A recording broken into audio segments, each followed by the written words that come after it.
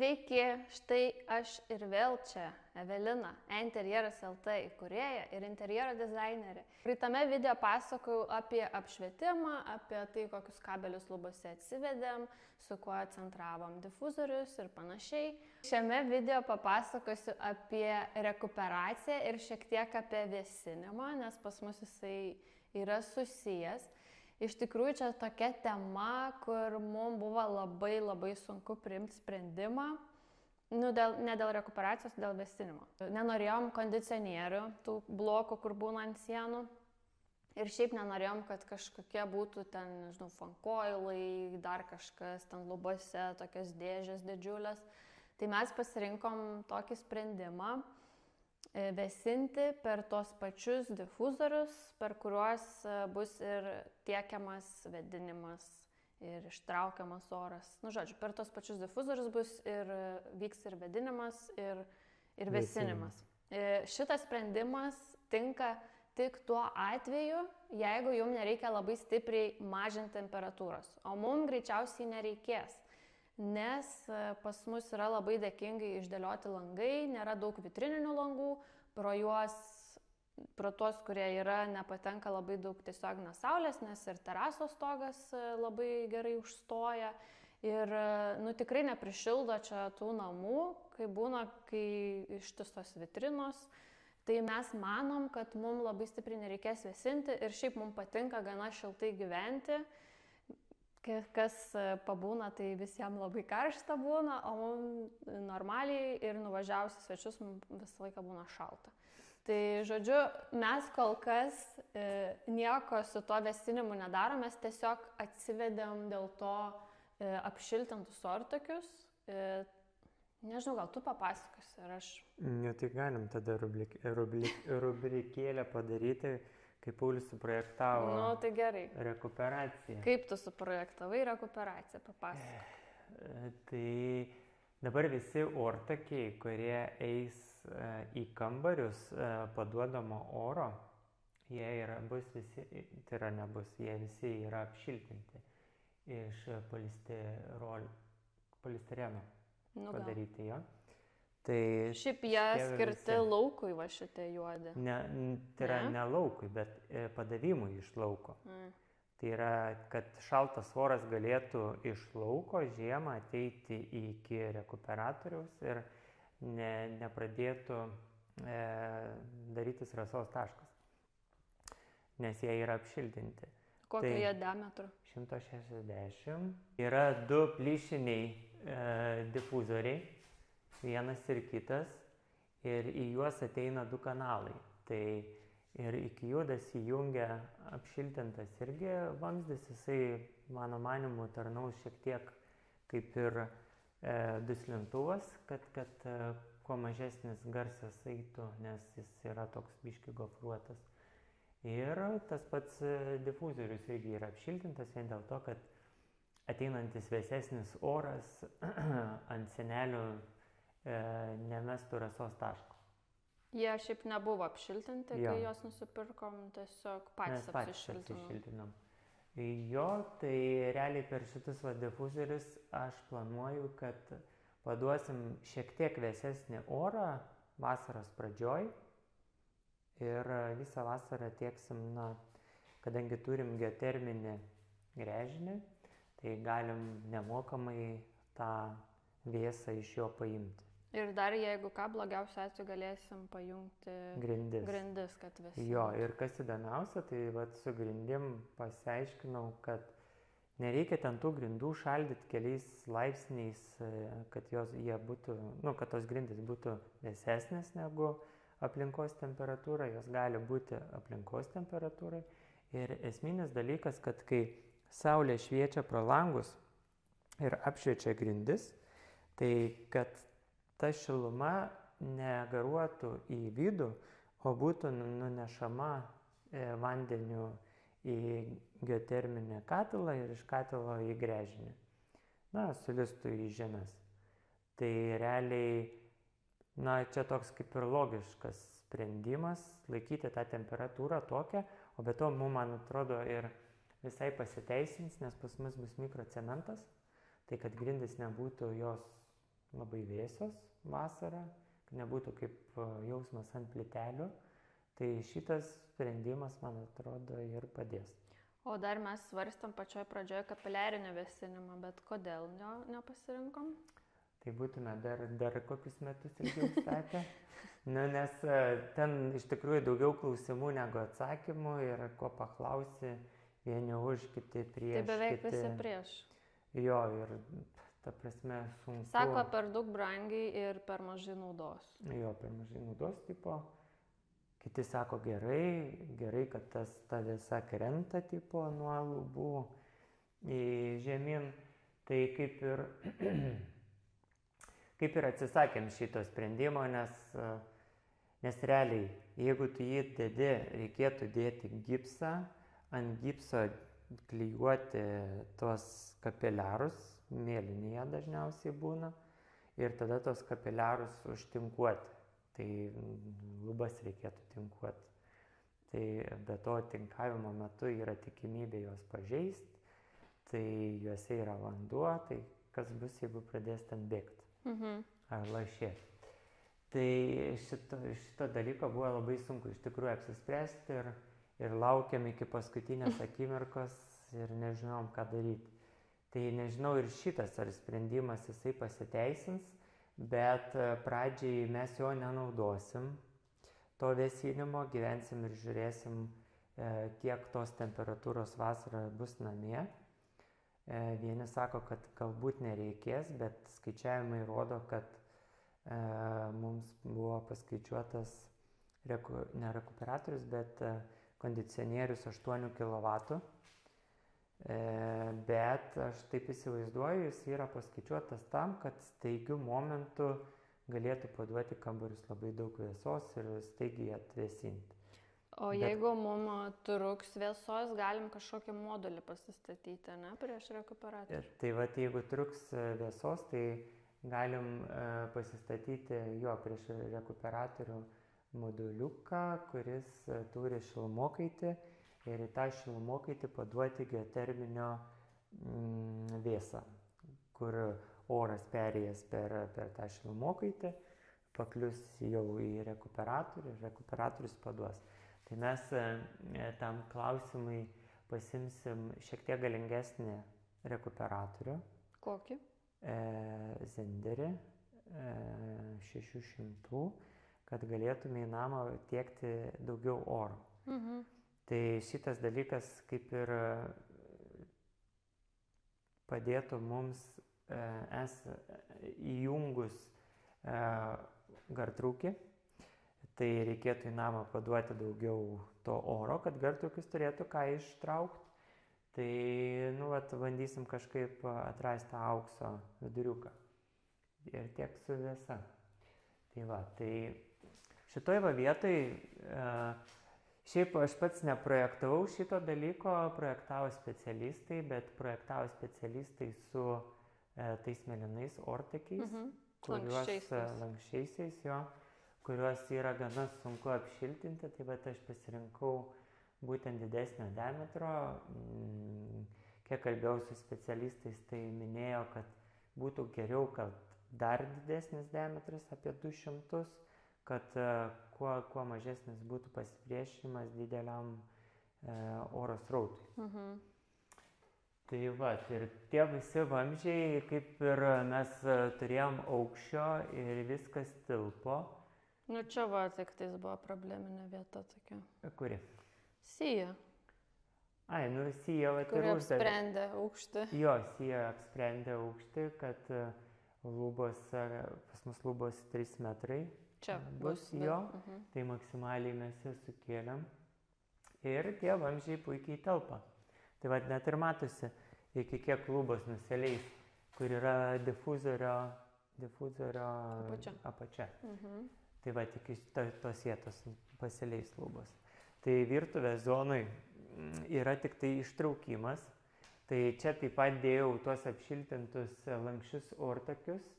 Ir jie, manau, kad kaip ir minėjau, tarnaus kaip koks duslintuvas, nes garsui sklysti per ortakį yra labai paprasta, bet kai atsiranda kažkokie netikslus vamzdžio gabaritai, visokie išlankstimai, tai jam susinaikina tas garsas jame. Tai vat, tikiuosi, kad pavyks. Ir dar vienas ten yra.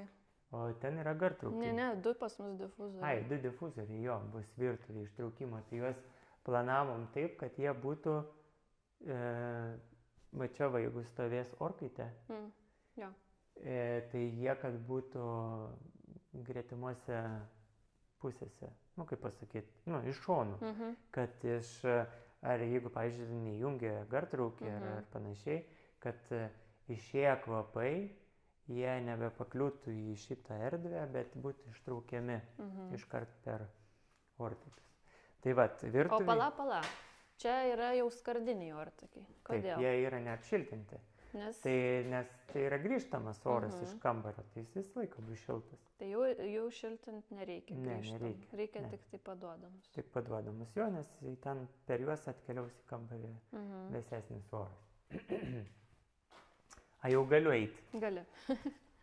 Tai čia tamburė irgi yra ištraukiamas ortakis, tai realiai yra paduodami kambariuose gyvenamuosiuose, galim sakyti, kur daugiausia tam praleisi laiko, o tokiuose kaip darbiniuose, kaip tamburas, vonios, virtuvė yra ištraukimas.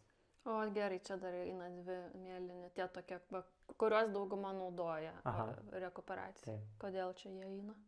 Čia yra tualetui, kaip čia pavadinti, kvapų šalinimui. Tai pas mus ten tas bakelis specialus yra, į kurį statosi toks filtras. Man atrodo, prie santechnikos pasakojama. Jo, ir filtruoja į orą. Jo, iš puodo, ne? Tai realiai mes to filtro nedėsim ir atsivečiau nuo šitų atšakų grinai iš kiekvieno tualeto vamzdžius. Tai čia vat galim parodyti, kad ateina vat visi ortakiai. Jo, visi čia ir čia. Ir kažkaip reiks pajungti į rekupą, kuris kažkaip... Na, va čia va bus toks didžiulis kolektorius padarytas, jo aišku standartiškai pirkti nėra, reikės gamintis, nes toks pas mus nėra standartinis sprendimas, nes žmonės retai naudoja ir tos kolektorinės dėžės dažniausiai būna 7-5 vamzdžiams pritaikytos, tai kadangi pas mus tokie dideli ir dar reikės ten dėti sklendės tose vamzdžiuose, kad galima būtų srautus reguliuoti. Į darbo kambarį irgi bus paduodamas oras. Pro šitą plyšinį difuzorių bus išpučiamas. Tai kambarys nėra didelis. O kaip tau sekėsi, pavyzdžiui, pakabinti šitus ortakius? Gerai, labai paprastai iš tikrųjų. Ir tas medinis tvirtinimas, prie medžio tie bruseliai labai pasiteisino viskam realiai. Ir laidam. Sukabinti jo. Ir kas man patiko, iš tikrųjų, kad turim erdvės visom komunikacijom. Jo, nes matosi, šiaip atrodo, kai galėjom aukščiau vesti, vamzdį, bet ten yra monolitinis. Ne, čia nėra. O ten pamatysim. Tai visi vamzdžiai, visos trasos, jos yra pritvirtintos, iškeltos iki pat lubų. Ten net ir matosi papiešta, kur bus lubos, kad netrukdytų.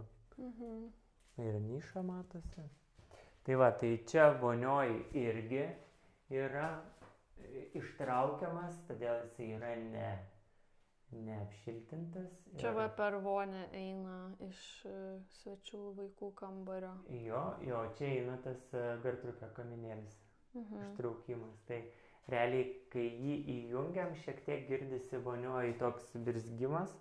Tai nežinau, dabar dar lubų nėra, bet lubas gal uždėsim, galvoju dėti iš 2 gipsų, mėlyno ir žalio, arba mėlyno ir mėlyno, kad sumažint tą patenkamą garsą. Nėra jisai didelis, bet atrodo, kodėl jis turi būti, jeigu tu būni vonioj ir nieko nejungi. O Eva kepa blynus, o čia girdisi. Tai, bet šiaip garsas, sakau, minimalus, bet fainiau, kad ir nieko nesigirdėtų. Taip, tai... O kokio diametro yra skardiniai? Tai irgi 160. Čia vat miegamasis yra irgi paduodamas į miegamąjį. Jisai irgi yra apšiltintas. Tada drabužiniai yra ištraukiamas. Bus ištraukiamas. Čia dar nepridėtas tos lankščias lankstus ortakis. Tada šitam vonios kambarį neužsimuš. Irgi yra ištraukiamas. Kažkas minėjo, kad virš dušo gali būti šalta, kadangi bus vėjo judėjimas. Tai nežinau, mes kaip ir palikom, bet pasirizikuosim. Jeigu ką, tai maudymosi metu galima bus gal sugalvoti, kaip prisisuktų, o nusimaudžius atsisuktų. Tai realiai labai turės gerą sąryšį, nes kai duše paleidi vandenį, kaip ir sistema žinos, kad bėga vanduo. Čia išmanių namų dalykas. Jo. Tai va, čia visi tie vamzdžiai eina ir dabar einam į vamzdžių rojų. Čia buvo sudėtingiausias kambarys. Čia visi realiai sueina vamzdžiai, išskyrus tamburą. Tai čia grupė sulenda ir va čia visa grupė sulenda vamzdžių. Tai aš iš tikrųjų neįsivaizduoju ir šiek tiek gal bijau, kad bus čia nemažas garsas, kai, tarkim, veiks rekuperatorius. Tai va čia šitam kambarį irgi planuojam tada dėti 2 gipsus, galbūt dar net ir vatą virš gipsų, nežinau, dar neapsisprendėm, bet kai gipsininkai atvažiuos, reikės pasikalbėti, nes reikia iš tikrųjų padaryti gerai, kad ateityje nesigailėtume. Tai va čia ir yra tas aukščio, gerai, kai turi aukštį, nes monolitinis žiedas eina grynai virš vamzdžių, o vamzdžius kišom po monolitiniu žiedu. Tai neįsivaizduoju, kam tada namui, pavyzdžiui, monolitinį žiedą pilti, jeigu tu jį visą sugrėžioji. Tai jisai kaip tik turi viršų namą laikyti. Tai pas mus monolitinis žiedas niekur nėra pažeistas, niekur nėra pergręžtas. Viskas po juo. Nuostabu. Puiku. Tai jo, tai vat visi čia nueina, o katiliniai ant lubų bus sukonstruota ir duslintuvai ten tie bendri, kurie slopins visus rekuperatorių variklio garsus ir kolektorinės dėžės, kurių dabar dar nėra ir neturim, ir jie bus ateityje. Tai kai bus, nufilmuosim. O čia dar apklijuota yra su armuota juosta, kodėl?